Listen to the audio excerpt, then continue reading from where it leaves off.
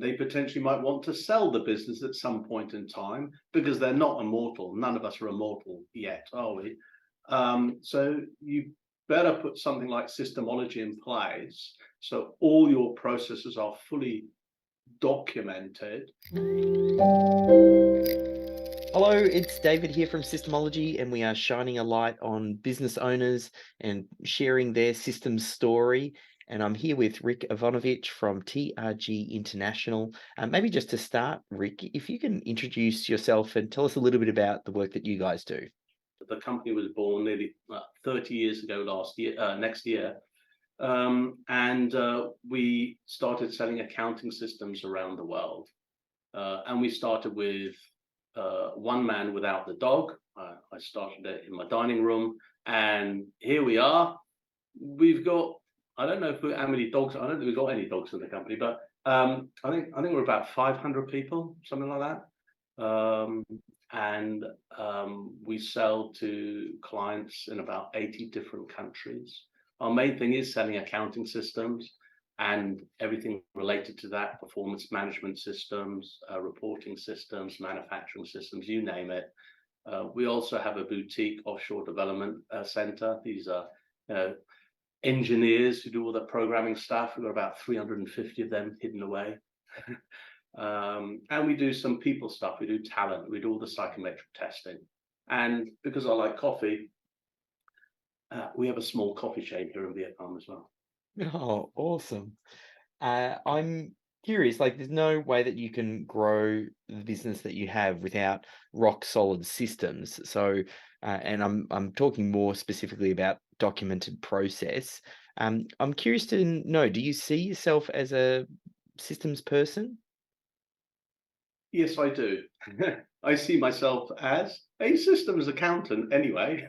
Yes. Yes, I was your traditional management accountant. Yeah. I was one of those folks who make the numbers look like what you want them to look like, and give you meaningful information rather than talk about the past.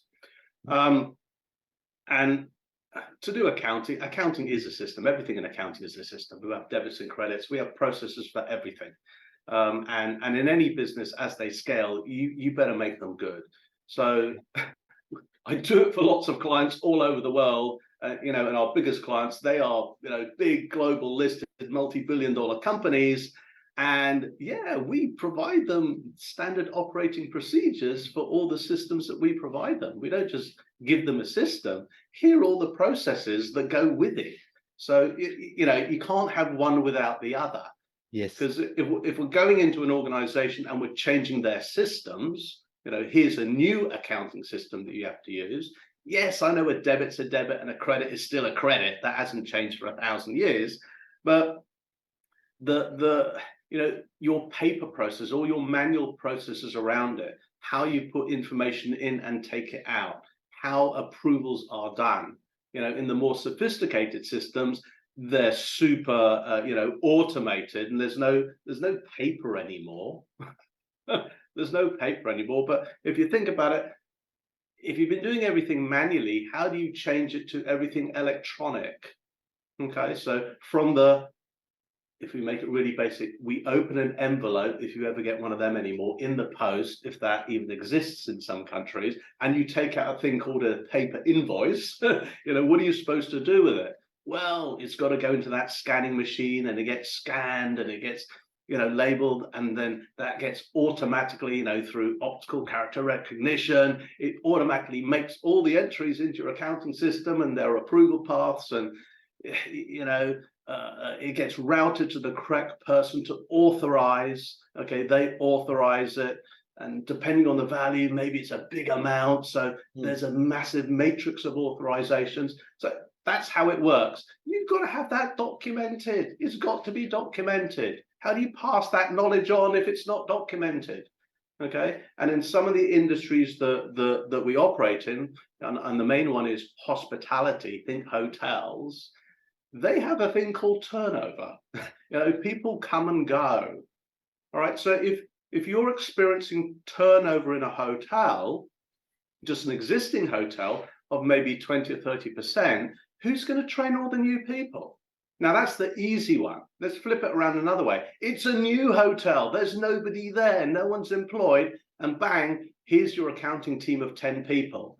If that's not documented, what are they supposed to do? There's no one there to tell them what to do because there's no one there. It didn't exist before. So, it's just like the manual of how to do stuff. So Yes. that's what we do for people, and we do it for ourselves. And then we also start experiencing a bit of turnover, but to be quite honest, we've never had high turnover. That's why some of the people who work for me have been working for 5, 10, 15, 20, or even 25 years, and we're only going to be 30 next year. So, we have this thing is we bring in graduate entry and we grow them. We bring in graduate entry and grow them. And they find something with us and they're happy with us, or they leave and find a better job somewhere else. Wonderful. Our job's done. That's what we do. We grow people. And a lot of them stay with us. Wonderful. I don't mind whether they stay or whether they go. I want them to have a wonderful future. And if it's elsewhere, that's wonderful. We do have multiple boomerangs. They work for us, they leave, work somewhere else, come back, they leave, they work somewhere else, and then come back again. So we have multiple boomerangs. And that's what we do. So why? I don't know. Maybe it's clear what to do in what we do. As I said, as we were trying to scale, I mean, how do you scale from 20 people to 30, 40, 50, 60, 70, 80, 100, 100 and whatever it is, and hundreds. Who's going to teach all those people? So I think it was literally 20 years ago, okay, that I spoke to one of my friends who wanted to start an internship program in a university that he was working at. And you might have heard of this university. It's called RMIT. Yeah. Which I think is just down the road from you. Yeah. Very close. And so we said, yeah, we'll do that. I believe in interns. We'll take some. In fact, we'll take a lot. Give us 5, 10, 20, 30, 40, 50 of them. We were taking them in waves. I thought, okay, what am I going to do with them? I thought, I know. These ones from this discipline, they're really good at systems thinking. Okay, because they were doing, what they do, BIS. Bachelor of Information Systems or something like that. Yes. I thought, okay, you guys, you like systems thinking, you like all that flow charty stuff. Great.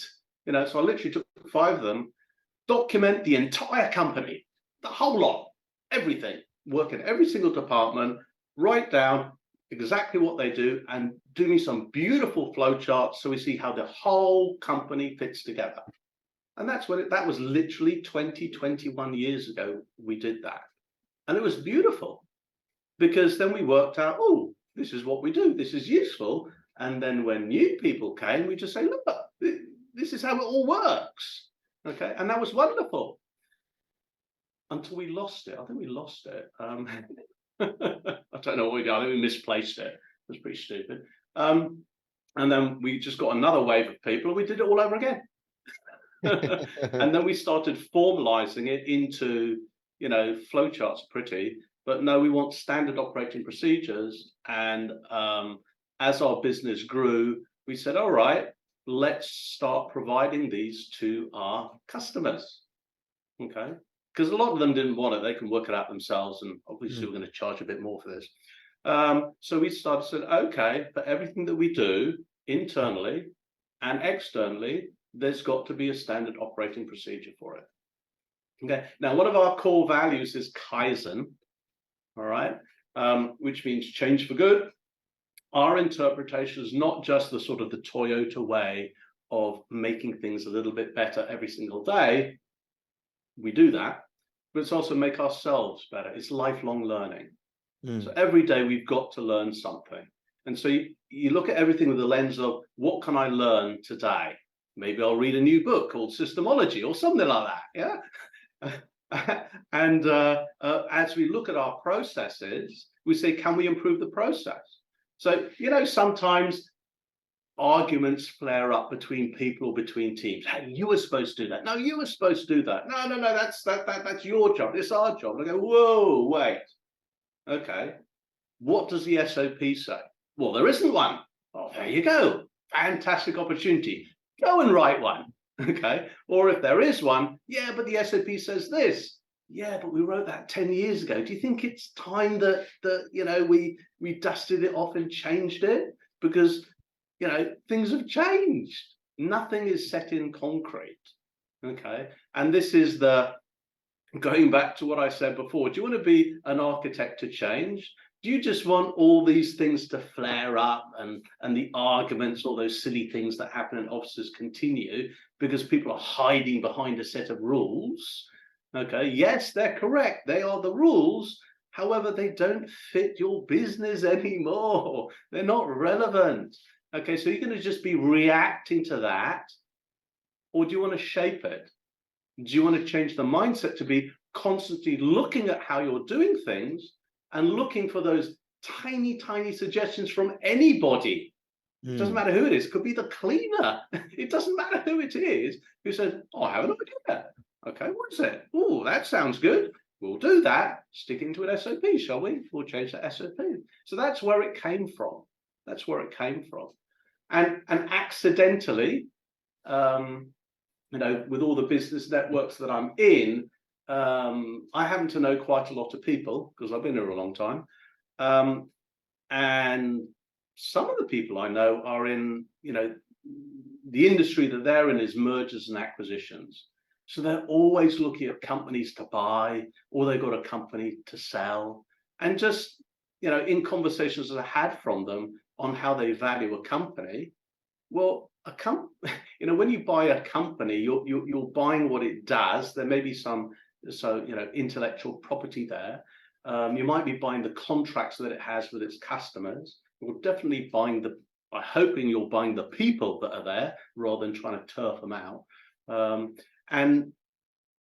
What I've seen is those organizations that are more solid, that have been systemized more, that have a very robust system, not just a word of mouth system, but a fully documented system, they tend to get a much higher valuation.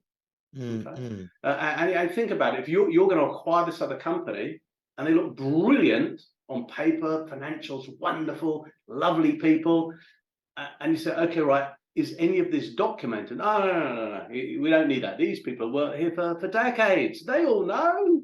Everyone knows. Yeah. But what happens if they leave? How do you transfer that knowledge? So I guess what I found out is, as a startup, wind the clock back and, you're a handful of years old.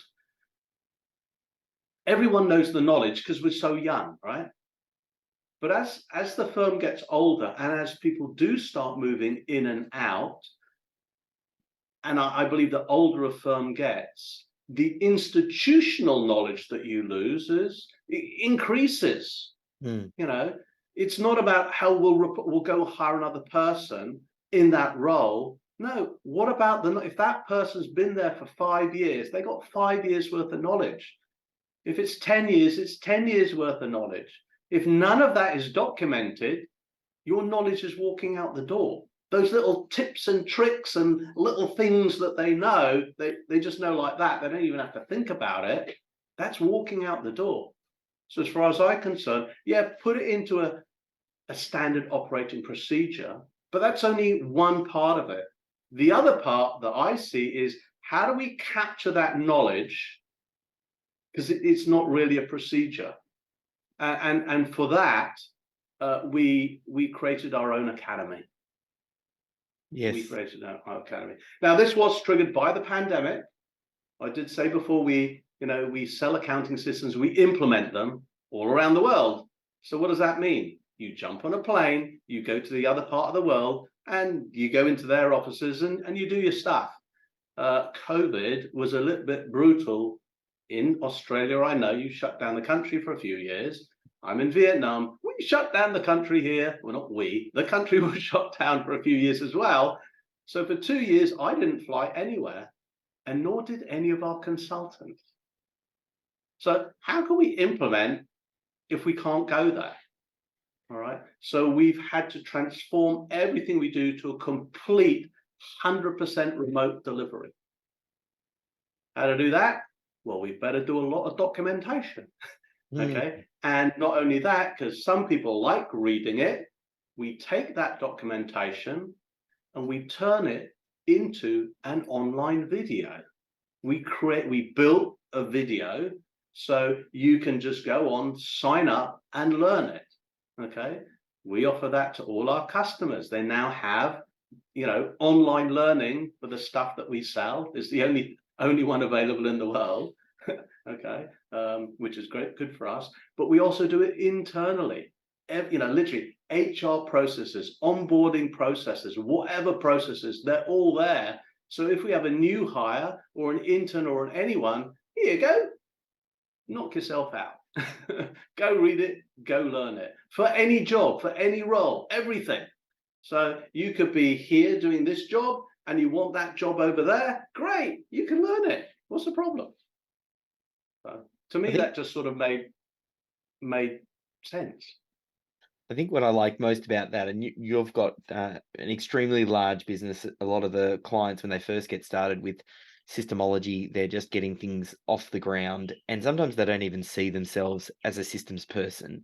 And it's good to see, I think, that you saw yourself as a systems person, and I can hear it in the way that you explain all this, that it's built into the DNA of the business, which means everybody's going to be aware of it, especially when they come on board and go through your academy and training, and it's part of onboarding for team members. They're going to know, this is just how we do things here, and that programming starts early on.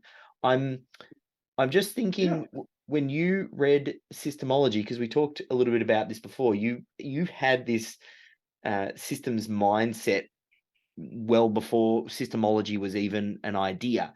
And I'm just curious, when you read Systemology, what was that like, as far as like reaffirming what you were doing, or if you picked up any new thoughts or distinctions as you went through it?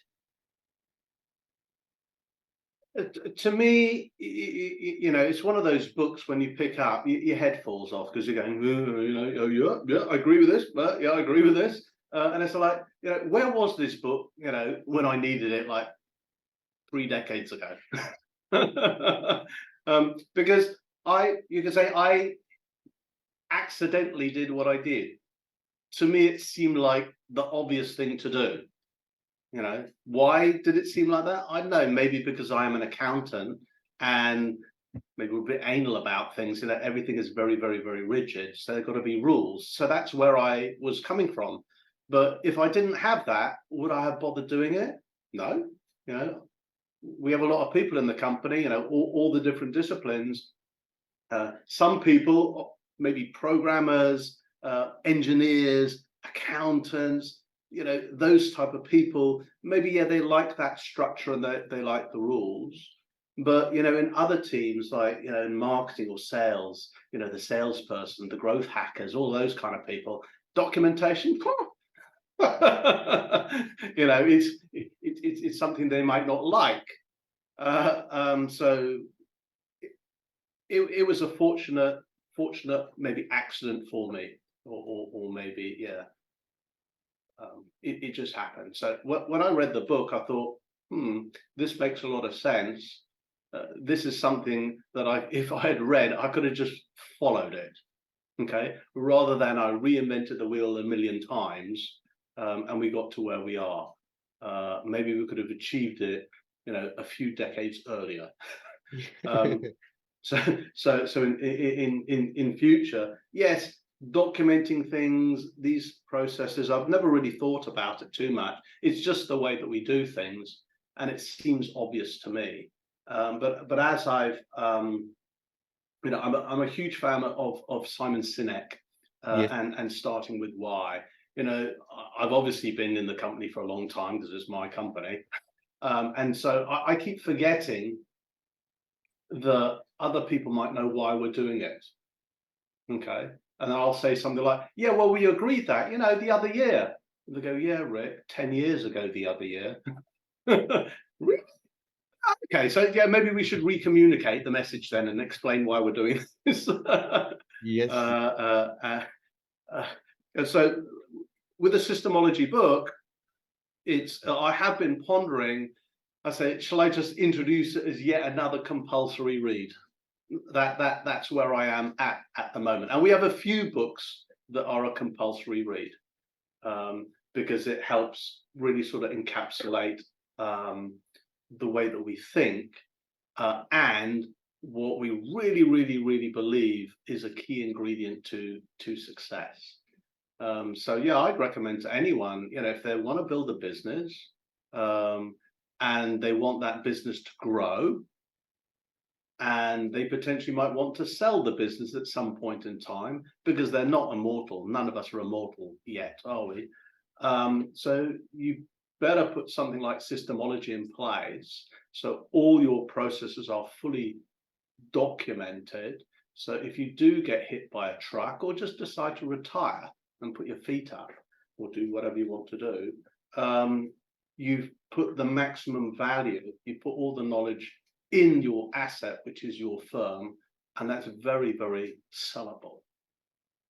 Yes, yeah. Wow. Well, I loved the insights that you've provided today, especially like I said, from the top end of town for people and the relevance that systems has all the way through that journey to help you get to that. It's one of those master skills that I talk about that all business owners need to get their head around, because it touches every aspect of the business, and it's about that transference of knowledge, which is critical, Mm, especially as you get larger and the team gets larger, and that tribal knowledge, you don't mm, know what's getting passed and what's not unless you're very particular mm, with that. So what I'll do, Rick, I'm going to include a link, obviously, across to the TRG International, also mm. your website as well. I know you've got your book Yeah. and all of your details on that, so I'll link through to the Rick Yvanovich website as well.com. But yeah, huge thank you for your shares today.